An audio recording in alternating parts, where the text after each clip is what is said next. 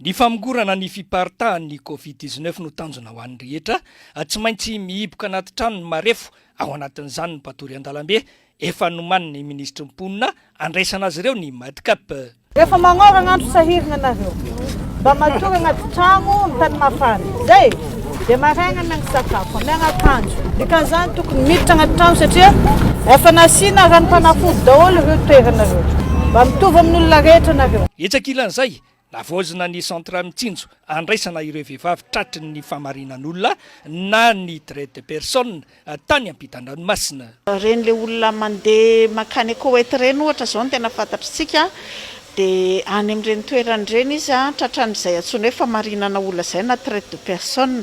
Efa hitantsika amin'ny ana-manjery matetika ireny, dia rehefa tonga ny fotoana hoe mody ry zareo mankaty Madagasikara na hoe tsy maintsy tratran'ilay fambodiana noho ny herisetra izay mahazo anazy any, dia ity toerany ity no fandraisana ny ry zareo amin'izay fotoana izay mandra-pandefasana anazy mody any amin'ny toerana izay naviany tsirairay avy.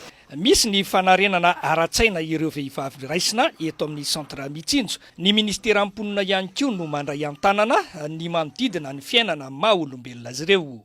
Dia ny ministera mponina moa zany miara-miasa be dia be amin'ny organisation internationale pour la migration ao anatin'izay resaka fandraisana tanana ny olona izay izay famarinan'olona izay fa mandra-piverindrareo any amin'ny toerana izay misy anazy zany no andraisana anazy eto amenana azy ny sakafo, ny mombamomba ny amin'ny maha-olombelona iray manontolo zany satria miahy ny maha-olombelona moa ny ataon'ny ministera mponina. Misy toerana fatoriana ao, misy toerana fandrahoan-tsakafo, ny toerana fidiovana, izay rehetrarehetra izay zany afaka andraisana anazy atao amin'ity toerana ity avokoa. Fiarah-miasan'ny ministera mponina sy ny OIM no nanarenana ny centre mitsinjo. Vokatr'izay, ny tombony isan'ny vehivavy azo raisiny eto toerana amolavolana azy ireo mialohan'ny iverenany eny anivon'ny fiarahamonina.